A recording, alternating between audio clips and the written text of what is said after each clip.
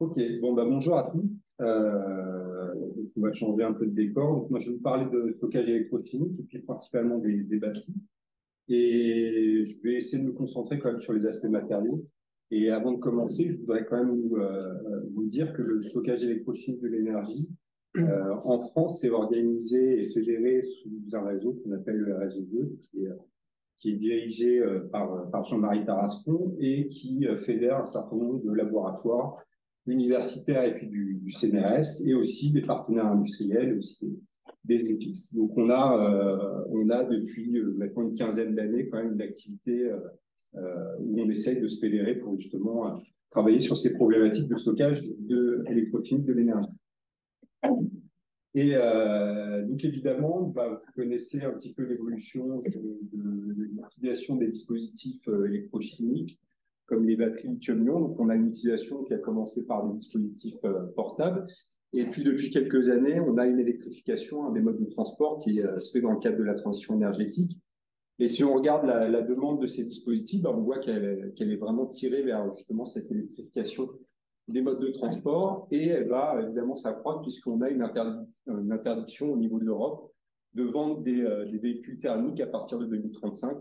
Il y a quand même des débats avec nos voisins allemands, italiens et polonais, mais cela dit, ça ne change pas trop ce qui se passe en ce moment puisqu'on a par exemple différents projets en Europe de construction de ces gigafactories. Donc ces gigafactories qui permettent de fabriquer des modules pour aller dans les véhicules électriques. Donc, je vais commencer par vous rappeler un peu le principe, je dirais un peu classique du fonctionnement des batteries lithium-ion. Donc, c'est un dispositif qui permet de convertir l'énergie chimique en énergie électrique. Et c'est un dispositif qui est constitué de deux électrodes, une électrode négative, une électrode positive. Vous avez un séparateur que vous voyez ici en bleu qui va éviter évidemment le contact entre ces deux électrodes. Vous avez un électrolyte qui est principalement un solvant organique avec un sel de lithium, qui va assurer la conduction des ions lithium entre les deux électrodes. Et donc, vous avez les deux matériaux d'électrode. Donc, côté négatif, on a principalement du graphite. Et côté positif, vous avez des oxydes de métaux de transition lithiés, principalement à base de cobalt, de nickel, de manganèse, mais aussi des fluorophosphates, des phosphates de fer lithiés. Donc, les réactions vont impliquer disons des réactions d'insertion et de désinsertion des ions lithium au sein de ces deux matériaux d'électrode. Et donc, vous avez deux processus principaux. Le processus de charge qui va amener les ions lithium du matériau d'électrode positif vers la négative. Donc, ça, c'est un processus qui va demander de l'énergie. Donc là, vous chargez votre batterie. Et la réaction inverse, c'est une réaction spontanée donc, qui va permettre de décharger et donc d'utiliser votre batterie lors du fonctionnement. Donc, on a globalement deux types de procédés, des réactions d'insertion et de désinsertion de lithium, qui vont être combinées avec des réactions redox. Donc, on peut écrire notamment les demi-équations redox que vous voyez ici, qui traduisent le fait qu'on a ces réactions de désinsertion et d'insertion couplées à évidemment une évolution de l'état redox des cations considérés. Alors, les matériaux d'électrode, c'est en fait des matériaux composites. Vous avez un mélange du matériau actif, d'un additif de carbone qui va assurer la conduction des électrons lors des processus de charge-décharge, et aussi un liant qui va en fait permettre d'assurer la stabilité mécanique de l'électrode, puisque vous allez enlever du lithium, réinsérer du lithium. Tout ça va faire que vous avez une variation volumique et donc des contraintes mécaniques au niveau des électrodes. Et donc, ce liant va permettre de tamponner un petit peu ces variations de volume. Alors, comment on fabrique une électrode? On va ajouter ces trois composantes dans un solvant organique et on va venir déposer cette encre sur un collecteur de courant. Donc, ça va être du cuivre pour l'électrode négative ou encore de l'aluminium pour l'électrode positive. Et si on regarde un peu les proportions massives des différents constituants d'une batterie, donc vous avez un exemple avec un petit camembert ici qui vous montre en fait la répartition massive des différents constituants. On se rend compte qu'on a effectivement tout un tas de constituants avec principalement quand même en majorité l'électrode positive qui fait à peu près 40% du poids de la batterie et qui pose aussi un problème au niveau du recyclage puisque ça c'est vraiment une des composantes qu'il va falloir aller traiter lors du recyclage. Donc, une fois qu'on a déposé notre film mince sur ces collecteurs de courant, eh bien, on peut venir enrouler l'électrode négative, le séparateur, et puis l'électrode positive. Et puis après, on va assembler donc, ces rubans, soit sous forme cylindrique ou alors sous forme de cellules prismatiques. Donc ça, c'est typiquement des cellules qui vont être utilisées, qui vont être assemblées dans des modules pour typiquement être utilisées dans les véhicules électriques. Alors, finalement, l'importance des batteries lithium-ion, ça s'est aussi montré récemment avec le prix Nobel de chimie qui a été attribué à ces trois personnes en 2019. Hein. Ça a récompensé finalement leurs travaux qui ont permis le développement de ces dispositifs électrochimiques. Et ça a commencé avec Stanley Whittingham dans les années 70, qui a été le premier à montrer qu'on pouvait insérer de manière réversible dans un sulfure de titane des ions lithium de manière réversible, de manière topotactique, c'est-à-dire que il n'y avait pas de restructuration de la structure lors des processus d'insertion et de désinsertion. Et donc à l'époque, il a travaillé avec une électrode négative constituée de lithium métal. Et le problème avec le lithium métallique, c'est que vous avez au cours des cyclages la formation de dendrites qui vont petit à petit finalement percer le séparateur et créer des courts-circuits. Et donc, dans les années 80, John Goodenough, feu John Goodenough, parce qu'il est décédé il y a quelques jours, a proposé l'utilisation d'un oxyde de cobalt lithié. Et ce faisant, il a permis d'augmenter la tension nominale de la batterie, donc en passant de ce matériau sulfure de titane qui travaillait à 2 volts, il a permis de développer une cellule qui présentait une tension de 4 volts. Et toujours avec l'utilisation du lithium métal et puis ces problématiques liées à la formation de ces dendrites. Et finalement, c'est Yoshino qui, quelques années plus tard, a proposé l'utilisation de carbone comme électrode négative et qui a finalement permis d'éviter la formation de ces dendrites et un problème de sécurité lié à l'utilisation du lithium métallique. Donc là, on est passé d'un système lithium-métal pour les 2 premiers dispositifs vers vraiment les batteries lithium-ion qui ont été ensuite développées et commercialisées, notamment par Sony en 1980. Ouais. Et pour le carbone, c'est du HOPG en fait synthétique. Alors ça peut être du graphite ou de forme naturelle ou synthétique. Voilà. Et bon, je vais me concentrer quand même sur les aspects matériaux. Hein. Et en gros, donc pour les 2 critères principaux pour choisir un matériau d'électrode, vous avez en gros la quantité d'électrons que peut stocker un matériau, évidemment par gramme de matériau, donc ça c'est ce qu'on appelle la capacité. Et ça c'est le premier point, c'est la capacité qui est exprimée en milliampères par gramme. Et puis le deuxième point, finalement, ça va être le potentiel de travail de ce matériau. Et donc c'est les 2 critères de sélection d'un matériau. Le potentiel va vous permettre de définir si c'est un matériau d'électrode négative, s'il travaille à bas potentiel, et s'il travaille à haut potentiel, donc c'est un matériau d'électrode positive. Et donc, si vous regardez ces 2 critères, finalement, vous pouvez établir une espèce de carte en fonction du potentiel de travail que vous avez sur ce schéma, en fonction de la capacité. Et donc, vous avez différentes classes de matériaux qui sont utilisés, qui sont étudiés dans la littérature. Vous voyez qu'il y a tout un panel de matériaux. Ce n'est pas une liste exhaustive, il y en a beaucoup plus que ça. Mais c'est juste pour vous montrer qu'on a effectivement tout un panel de matériaux qui peuvent être utilisés soit à la négative, soit à la positive, avec des potentiels de travail haut, bas. Voilà, donc on a vraiment le choix. Et puis, vous avez aussi une cartographie avec des matériaux qui pourraient être utilisés dans le futur. Et finalement, les critères de sélection de ces matériaux, ça va être les applications. Ça dépend si vous avez besoin d'avoir de l'énergie de manière rapide. Donc là, on va être sur des applications en puissance. Ou alors, si vous avez besoin d'une grande quantité d'énergie. Donc là, voilà, on va sélectionner le couplage matériaux d'électrode négative positive en fonction des domaines d'application.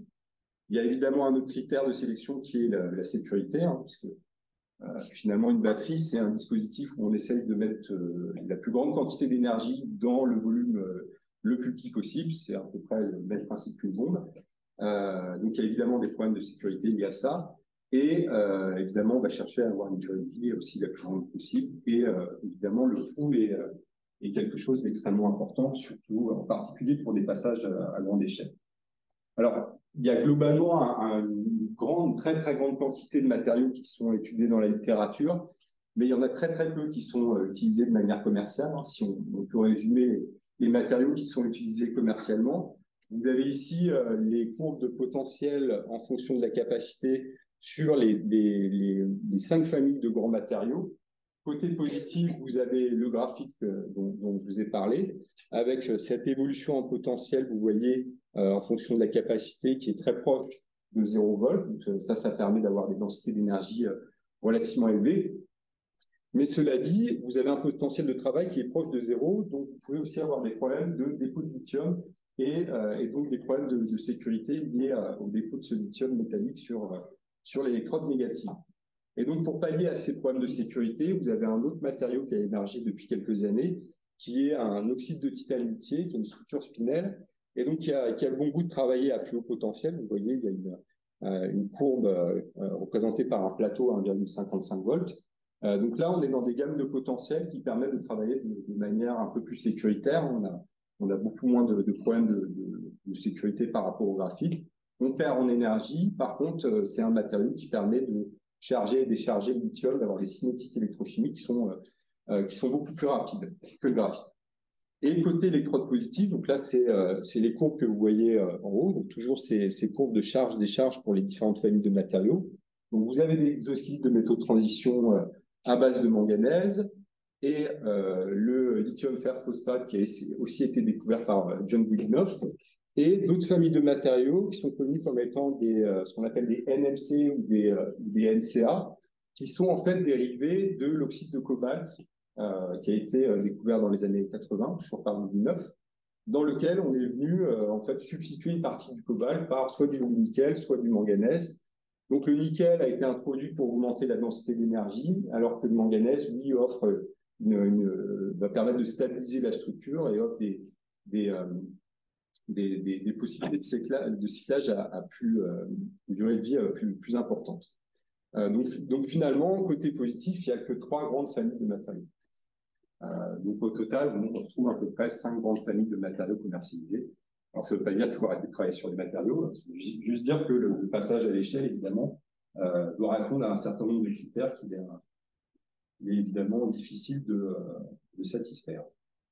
Donc, une fois que vous avez sélectionné votre matériau, vous pouvez assembler votre cellule. Donc là, vous avez un exemple où on a couplé à la positive un composé qui a une composition où vous avez du nickel, du manganèse et du cobalt. Donc, vous avez typiquement les courbes de charge-décharge où on montre que le matériau opère à haut potentiel.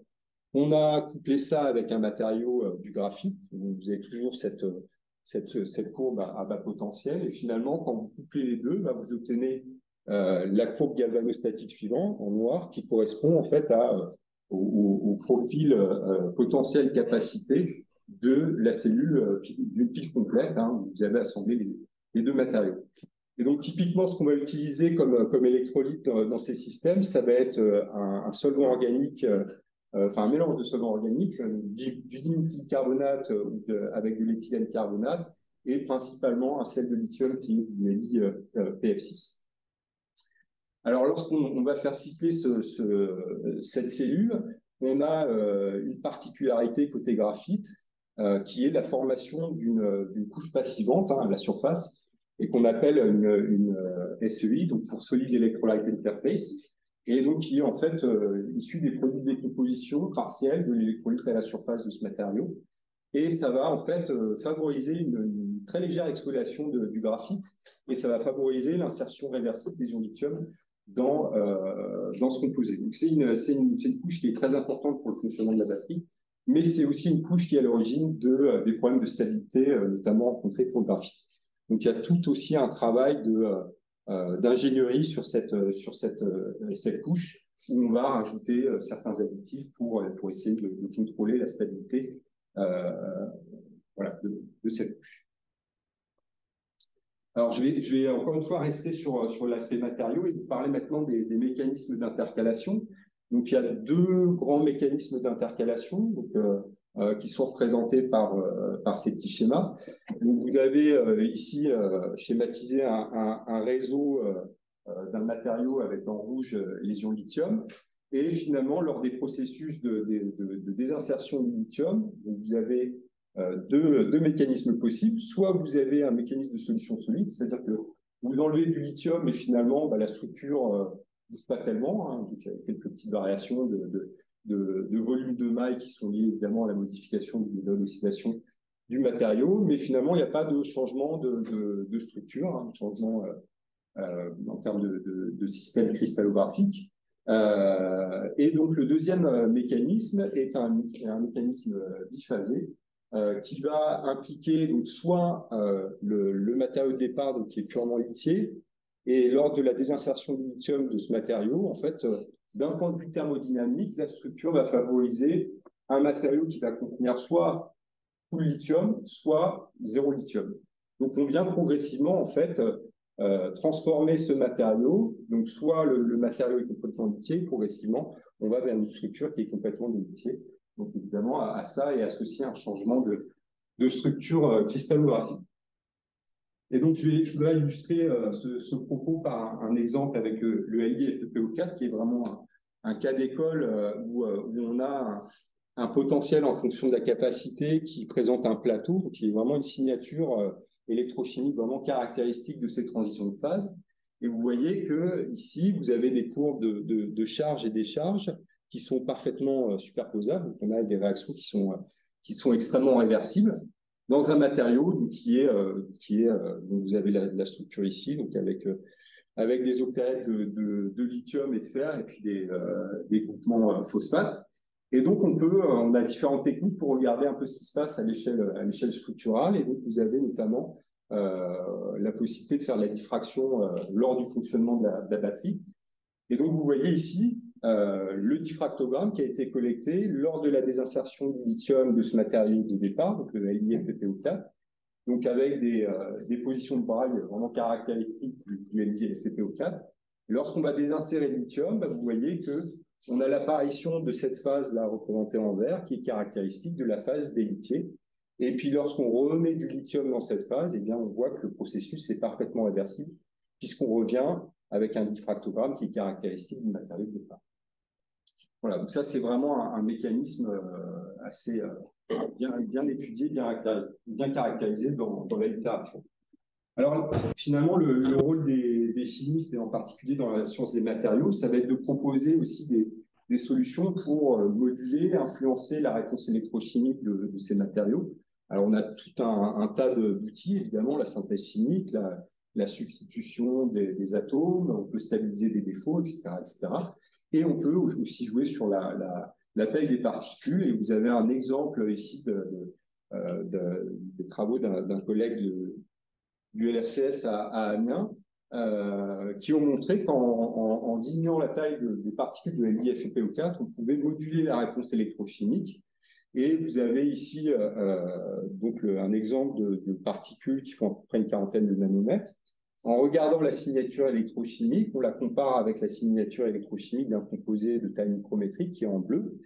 Et on voit qu'on a effectivement une réponse en potentiel versus capacité qui est modifiée. On n'a plus ce plateau. Et en suivant par diffraction in situ, ils ont montré qu'effectivement, on pouvait modifier le comportement biphasique. Et maintenant, on est plus sur un comportement de solution solide, puisqu'on voit que lors de l'extraction du lithium dans ce composé, eh ben, on a les positions des pics de Bragg là, qui vont shifter vers les valeurs hautes de θ, qui correspondent en fait à une contraction de la maille, puisqu'on enlève du lithium et on vient oxyder le fer. Et donc, le processus est ici parfaitement réversible. Voilà, donc ça, c'était juste un petit tour d'horizon, je dirais, sur les systèmes un peu classiques qui sont commercialisés. Maintenant, je vais passer un petit peu de temps juste pour vous parler un peu de ce qu'il fait, de ce qu'on essaye de faire pour aller vers évidemment d'autres systèmes avec d'autres caractéristiques. L'enjeu, c'est évidemment d'aller augmenter les densités d'énergie, mais aussi d'améliorer les conditions de sécurité de l'utilisation de ces dispositifs. Et actuellement, il y a vraiment un engouement sur les batteries tout solides. Le principe, c'est de remplacer le liquide, l'électrolyte liquide qui est utilisé actuellement, donc qui sont encore une fois constitués de solvants organiques. On va substituer cet électrolyte liquide par des électrolytes solides, donc des conducteurs d'ion lithium, qui peuvent être des matériaux inorganiques ou encore des polymères. Et donc, si on substitue ces électrolytes liquides par ces électrolytes solides, on va évidemment gagner en sécurité. Par contre, on ne va pas forcément gagner en termes de densité d'énergie. Donc, ce n'est pas forcément le chemin retenu par les industriels. Là, l'objectif, c'est d'aller remplacer l'électrode négative qui est constituée de graphite par du lithium métal. Et donc, on va pouvoir utiliser à la place de ce composite constitué de graphite, simplement par une feuille de lithium. Et l'objectif, évidemment, c'est de réduire l'épaisseur de cette feuille de lithium pour gagner en densité d'énergie, hein, puisque on va à la fois gagner en densité d'énergie gravimétrique, par masse de matériaux, mais le plus important, c'est évidemment de gagner en termes de densité d'énergie volumétrique, hein, puisque là, les applications visées, encore une fois, sont pour les véhicules électriques. Donc là, il y a une question. Ouais. Dans les systèmes qui sont utilisés actuellement commercialement, vous avez présenté avant, ouais. La densité du stockage de lithium, elle est limitée par la structure LiC6, par exemple, dans le graphite. Exactement, elle est limitée par la capacité du graphite, elle est aussi limitée par le matériau d'électrode à la positive. Je dirais ce qui est la grande différence qui a marqué l'électrification des modes de transport, finalement, ça a été l'ingénierie des matériaux d'électrode, c'est-à-dire être capable de formuler des électrodes qui soient épaisses et qui soient extrêmement stables. C'est-à-dire qu'il y a une vingtaine d'années, vous pouviez prendre une électrode et puis passer votre doigt dessus, vous aviez globalement toute l'électrode qui partait avec votre doigt. Maintenant, les électrodes sont beaucoup plus épaisses et c'est surtout, ça tient extrêmement bien, quoi. Donc finalement, c'est toujours les mêmes matériaux qui ont été découverts il y a à peu près une quarantaine d'années. Là, le tour de force a été vraiment fait par les industriels. Mais le schéma de gauche, c'est bien revenir à la situation initiale. Initiale, ouais, tout à fait. Mais simplement là, on n'est plus sur l'électrolyte liquide. Du coup, il y a moins de problématiques de formation de dendrites. Alors, en fait, ça a été vraiment ça. C'est l'engouement, il est parti de l'idée qu'on pouvait augmenter la densité d'énergie et qu'on pouvait aussi s'affranchir de la formation des dendrites. Résultat, quelques années après, on s'est rendu compte qu'on pouvait aussi avoir la formation de dendrites, même à travers un électrolyte solide. Voilà. Si c'est possible, j'ai juste une question par rapport à ça. Donc là, la problématique telle que vous l'avez présentée de ces recherches, c'est qu'il y a un enjeu de stocker plus d'énergie. Oui, toujours. Qu'on a actuellement. Ouais.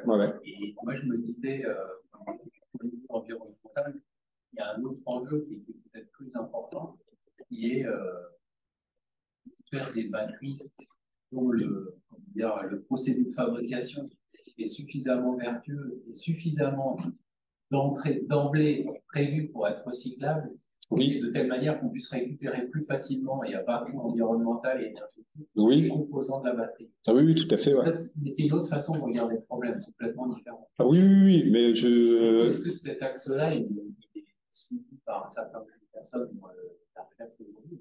Ah oui, ça s'appelle l'éco-conception et je dirais qu'il y a des règles un peu basiques. Quand vous allez essayer d'optimiser les performances d'un matériau, par exemple en dopant, en mettant quelques pourcentages d'un autre cation parce que ça va permettre d'augmenter la capacité ou la cyclabilité, c'est typiquement des éléments que vous allez perdre au recyclage. Parce que vous allez en ajouter un tout petit peu, ça c'est sûr, ce sera perdu. On n'est pas capable d'aller récupérer sélectivement une petite quantité d'un élément que vous avez ajouté parce que ça améliore les propriétés. Donc ça, c'est un enjeu et ça, c'est évidemment un enjeu industriel.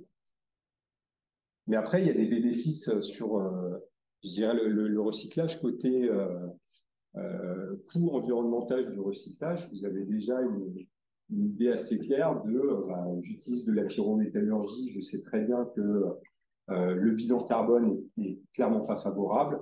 L'hydrométallurgie est plus favorable. Et après, vous avez évidemment le mix énergétique que vous allez utiliser qui impacte, si vous faites un recyclage en Pologne ou si vous le faites en France, voilà, il change légèrement. Voilà.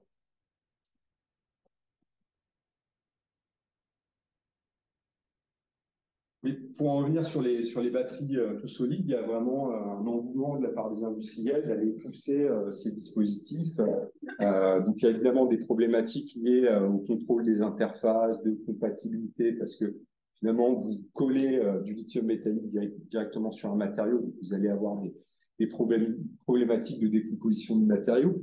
Il y a cette problématique-là. Après, il y a la problématique du passage à l'échelle.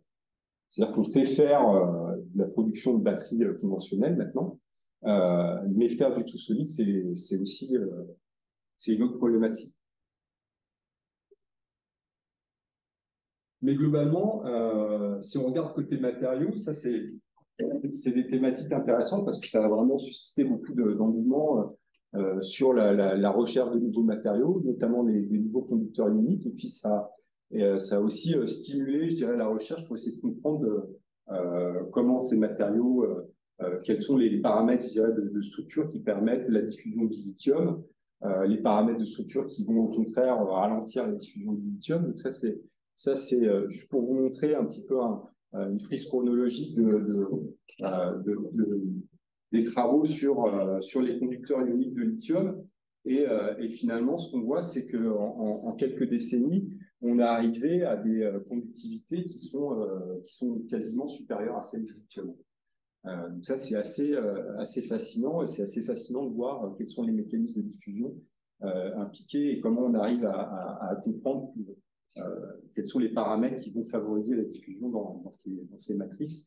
Et donc, le record a été publié par des Japonais sur des sulfures, des composés inorganiques à base de sulfure, et donc qui ont des propriétés de conduction qui sont supérieures au lithium. C'est assez fascinant de voir ça. Mais donc, il y a l'aspect tout solide, il y a vraiment tout un tas de challenges à régler. Et donc, voilà, c'est en cours.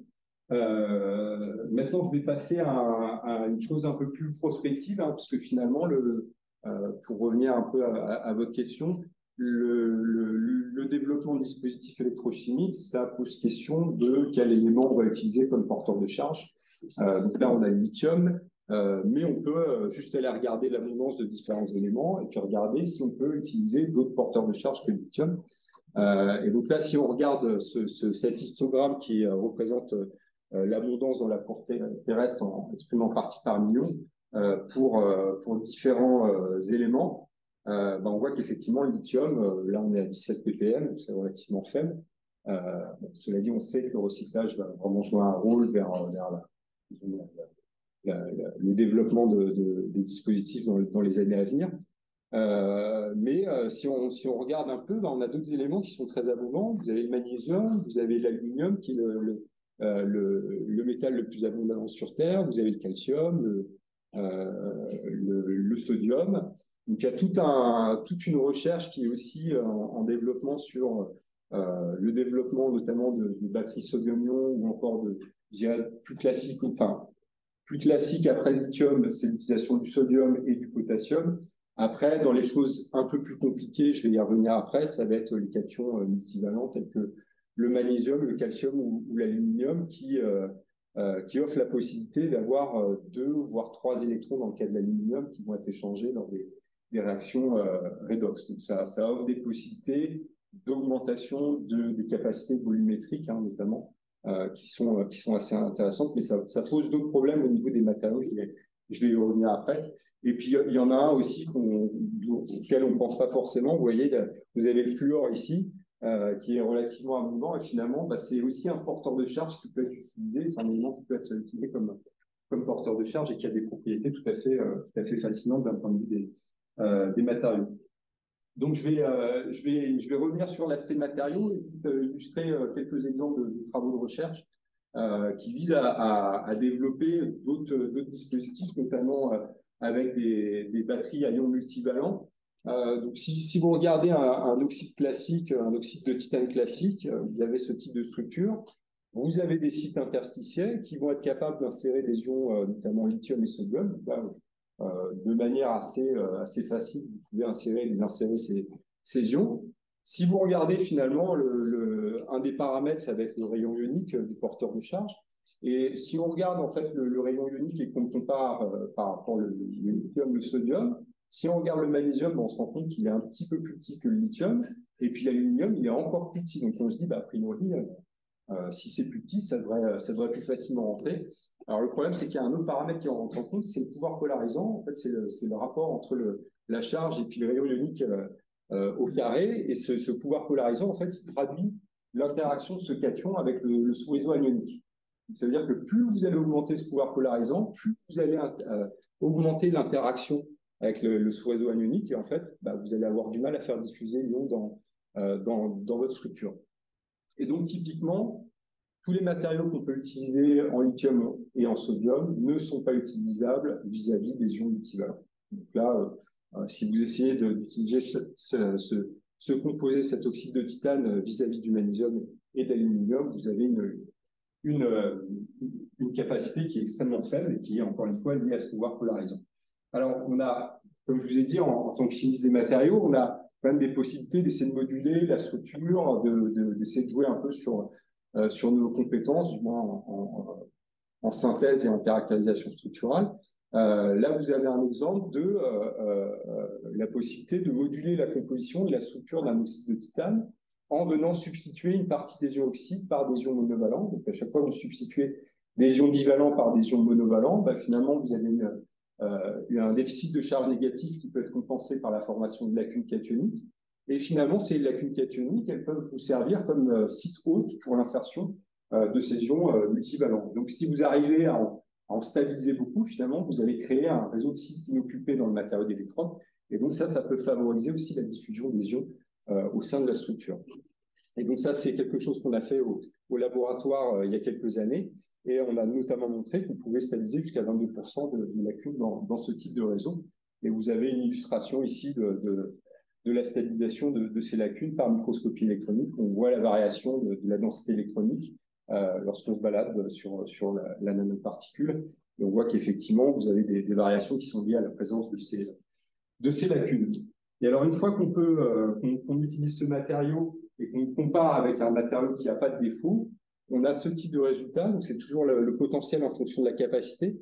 Alors ça, c'est des données qui ont été effectuées vis-à-vis du magnésium. Donc, vous voyez, pour l'oxyde pur de titane, vous avez une capacité qui est extrêmement faible. C'est ce que je vous disais, on n'arrive pas à insérer du magnésium dans ces matériaux. Et par contre, si on regarde le cas du matériau qui est lacunaire, on voit qu'on augmente la capacité. Donc, on augmente la capacité du matériau à insérer et à désinsérer les ions magnésium au sein de la structure. Et on a à peu près le même comportement pour les ions aluminium. Donc, c'est aussi une voie, une possibilité de moduler la composition des matériaux pour pouvoir avoir une réponse électrochimique qui est modifiée. Et donc, on a par ailleurs montré qu'en regardant, en caractérisant ce qui se passait lors de l'insertion du magnésium au sein de cette structure, donc pour ça, on vient insérer une quantité définie d'ion magnésium, on ouvre la cellule, on récupère le matériau d'électrode, on caractérise par diffraction, et après, on peut faire évidemment une analyse structurale adéquate. Et on s'est rendu compte qu'on avait une sélectivité de l'insertion de ces ions de magnésium dans les lacunes spécifiquement, et non pas dans les sites interstitiels. Ça, c'était moyen de montrer qu'en jouant sur la structure des matériaux, on peut effectivement activer la réponse électrochimique vis-à-vis de certains cations. Alors, je vais finir sur un dernier exemple. Si j'ai un dernier exemple qui pose un peu une question globale sur un certain nombre de matériaux qui sont d'intérêt pour le stockage électrochimique, qui sont notamment les matériaux désordonnés d'un point de vue cristallographique. Vous avez tout un tas de matériaux, à l'électrode positive notamment, vous avez des travaux des gens du MIT qui ont montré qu'on pouvait travailler avec des matériaux qui étaient fortement désordonnés. Et finalement, l'enjeu, c'est d'essayer de relier les propriétés structurales de ces matériaux avec les propriétés ciblées.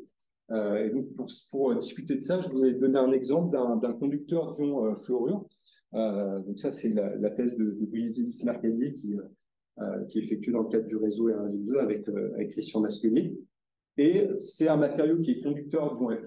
Mais si vous regardez la structure cristallographique, donc vous avez une composition type BaSNF4, barium, étain et des ions fluorure. Donc vous avez une représentation structurale de ce composé. Et dans cette représentation structurale, vous avez une structure moyenne qui est donnée par la diffraction, qui vous montre que finalement, l'étain et puis le barium sont localisés dans le même site cristallographique. Et finalement, ça vous empêche d'avoir une bonne idée de ce qui se passe et de relier finalement les propriétés de conduction ionique et puis aux propriétés structurales. Donc ça, c'est globalement, je dirais, une problématique centrale, alors pas que dans le domaine du stockage électrochimique, mais en général, c'est comment aller sonder les propriétés de structure de ces composés désordonnés pour essayer d'établir justement cette relation structure-propriété. Et donc, on a plutôt de la chance avec ce composé, puisqu'on peut utiliser différentes sondes qui vont nous permettre d'avoir des informations locales. On peut utiliser la RMN du fluor à l'état solide. On peut utiliser la spectroscopie Mossbauer, puisque le Mossbauer divalent à j'allais dire une lone pair. Je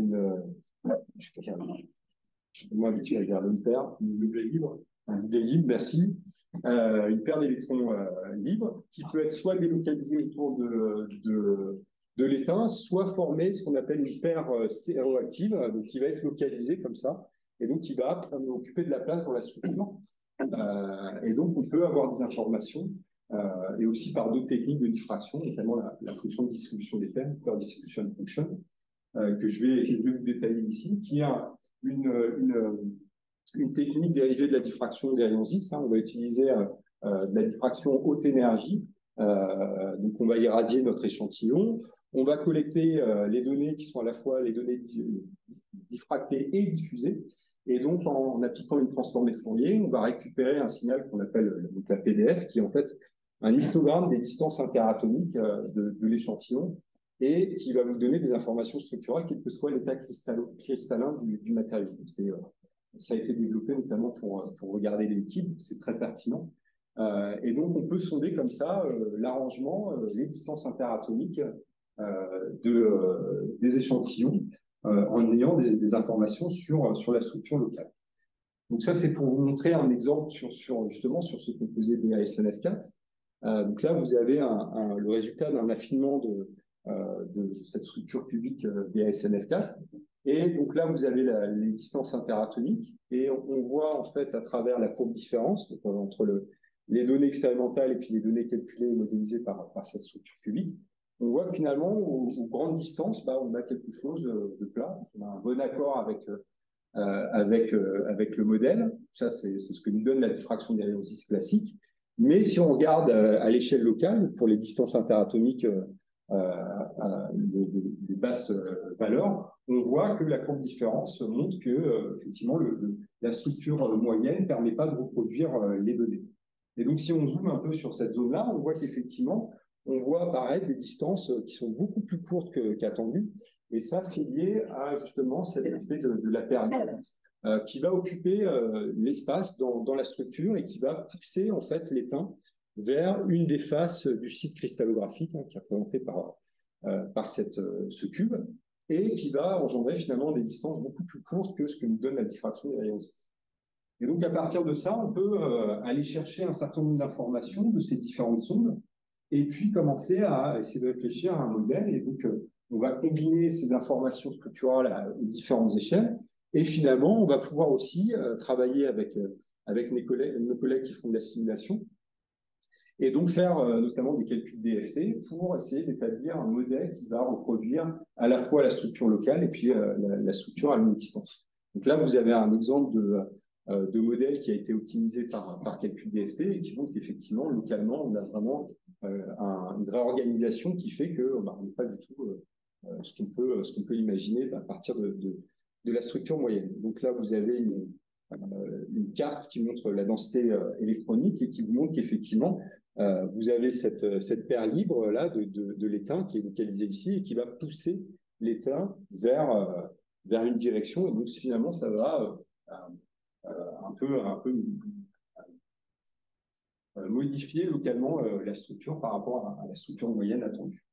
Et une fois qu'on a ça, ben on peut aller regarder finalement les propriétés de diffusion, ce qui nous intéresse, pour essayer de relier les propriétés de structure et puis les propriétés ciblées, qui sont la conduction de ces ions F- au sein de cette structure. Et là, vous avez les résultats d'une simulation finie par dynamique moléculaire. Et ce qu'on voit, c'est qu'effectivement, il y a l'ion fluor peut diffuser à travers cette matrice, mais on a quand même des zones où on se rend compte que finalement, le fluor va diffuser un peu moins vite, va être un peu moins présent, notamment ici, donc, dans cette zone-là où on a du barium, les ions fluorures vont avoir tendance à moins diffuser, alors que dans les zones riches en étain, eh ben, on a quelque chose qui diffuse parfaitement. Donc finalement, ça nous donne une bonne idée de pourquoi c'est un conducteur relativement bon à température ambiante, mais pas non plus incroyable, parce que justement, vous avez ces zones qui vont ralentir la conduction des ions F- au sein du réseau. Voilà, et donc en guise de conclusion, je vais finir par ce slide pour vous montrer un petit peu évidemment toutes les cartes que nous, chimistes des matériaux, on peut utiliser pour moduler et puis comprendre la structure des matériaux et notamment essayer d'aller vers des propriétés ciblées, hein, que ce soit en termes de stockage ou encore en termes de diffusion des ions dans ces dispositifs. Voilà, je vais m'arrêter là. Je vous remercie.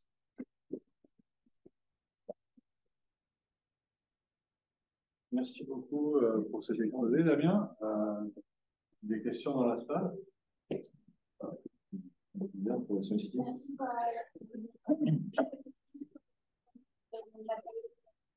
Oui.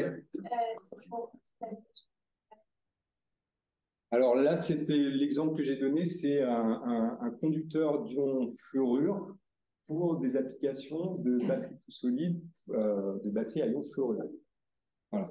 Et vous avez expliqué qu'il y avait des zones plus ou moins riches en ion. Est-ce que c'est vraiment rentable d'avoir une structure comme ça où on va avoir des zones qui sont mieux et d'autres?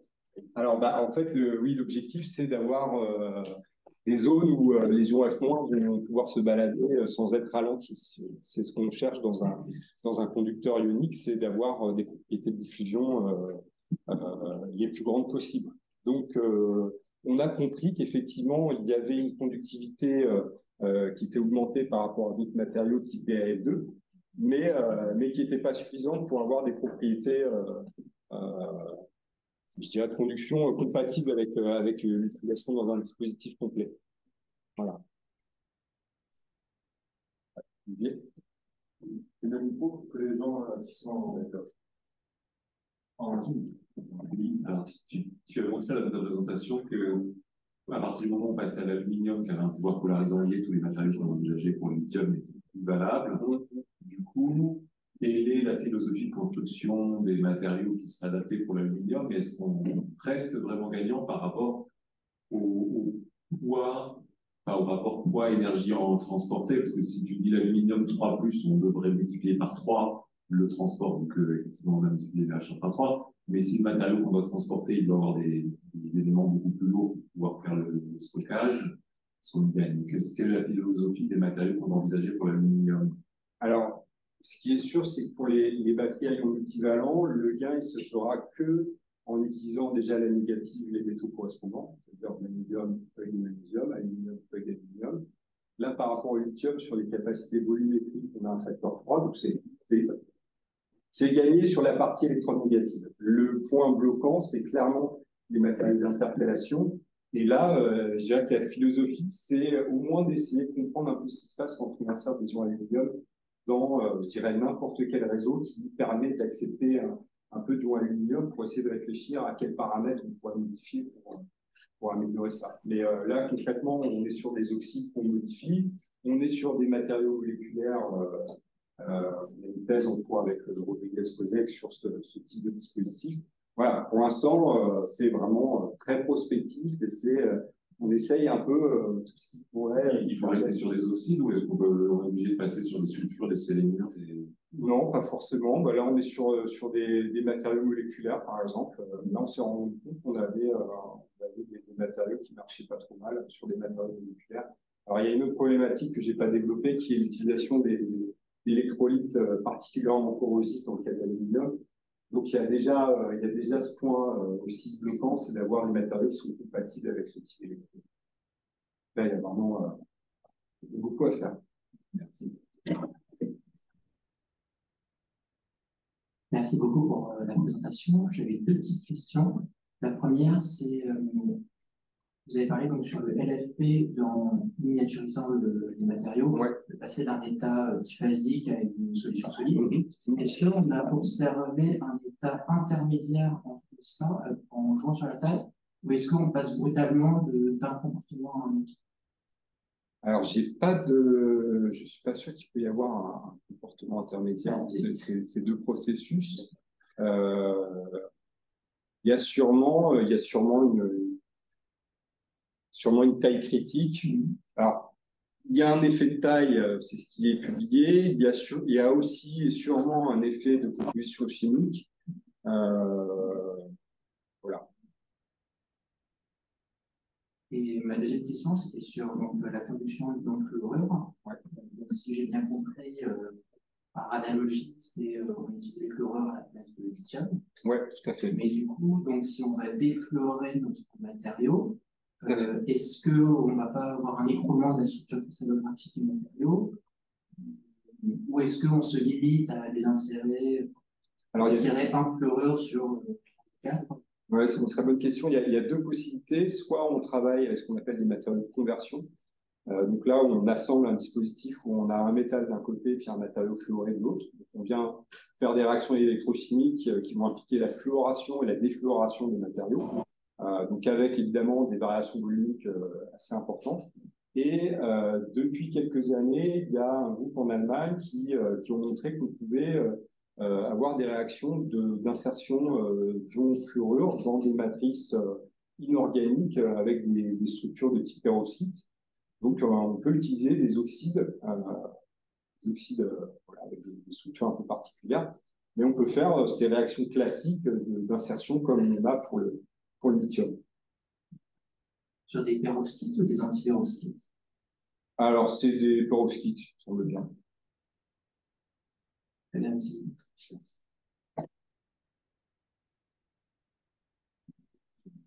Oui, merci beaucoup pour la présentation. J'avais une question un peu historique pour développer les filières qui sont utilisées actuellement de batteries pour le liquide. Donc, ça représente, passer à l'échelle est vraiment commercial. Combien d'années finalement de développement, à partir du moment où les industriels se sont vraiment lancés là-dedans, je veux dire, c'est combien d'années qui arrivent? Alors, il y a plusieurs étapes là-dedans. Donc en 91, vous avez la première batterie lithium-ion commercialisée par Sony. Je pense que vous vous rappelez. Vous savez, les petits piles boutons qu'on utilisait dans les petits jeux électroniques là. Donc ça, c'est le premier démarrage. Ensuite, je pense que le deuxième point, ça a été notamment la commercialisation des systèmes lithium-métal polymère par Bolloré, et donc utilisés dans les boucars. Je pense que ça doit être les premiers exemples de batteries qui utilisent des batteries lithium-métal polymère. Donc ça, c'était dans les années, je sais plus, 2008, il me semble, 2010 peut-être. Et finalement, en gros, c'est Elon Musk, hein, c'est les Gigafactories, c'est d'avoir rationalisé la production de batteries large format, le passage à l'échelle qui a permis une diminution des coûts de manière drastique et donc une électrification. Enfin, c'est les Gigafactories qui ont fait la différence sur les coûts. Et du coup, j'avais une deuxième question par rapport à ça, c'est est-ce que dans le plan européen, développer 3 gigafactories, c'est ça en Europe? C'est 3? Ouais. Est-ce qu'il y en a une, est-ce qu'il y a une gigafactory de recyclage aussi? Non. Je crois que ça, il y a Northvolt, mais... associer en même temps le recyclage, c'est-à-dire prendre du sel by design. Donc, c'est Northvolt, en fait, qui s'occupe de ça et qui font, en fait, dans leur réflexion de la fonction de la batterie, une batterie qui est plus facilement recyclable pour aller recycler leur propre batterie.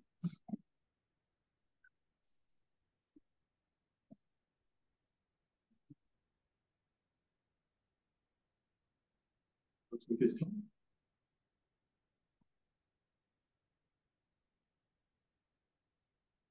Voilà, en attendant qu'il y ait d'autres questions, éventuellement sur le chat, c'est un peu pour l'instant, j'ai l'impression. Est-ce que c'est possible de. Du coup, sur cette structure, c'est beaucoup plus mobile autour de l'étain.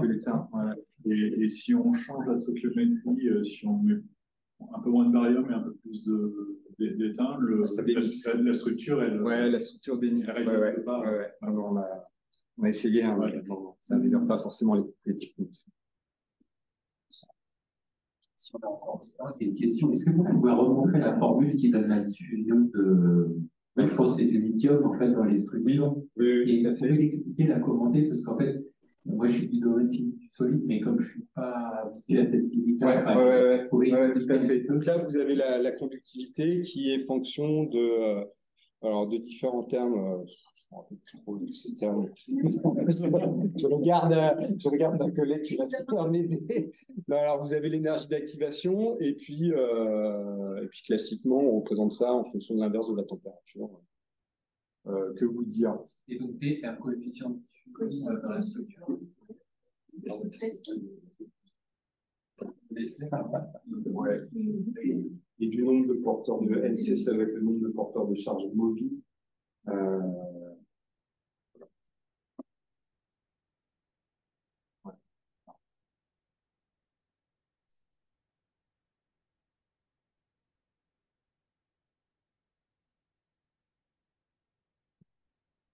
NC, c'est le nombre de porteurs de charge. Enfin, c'est le nombre de porteurs de charge. Ouais.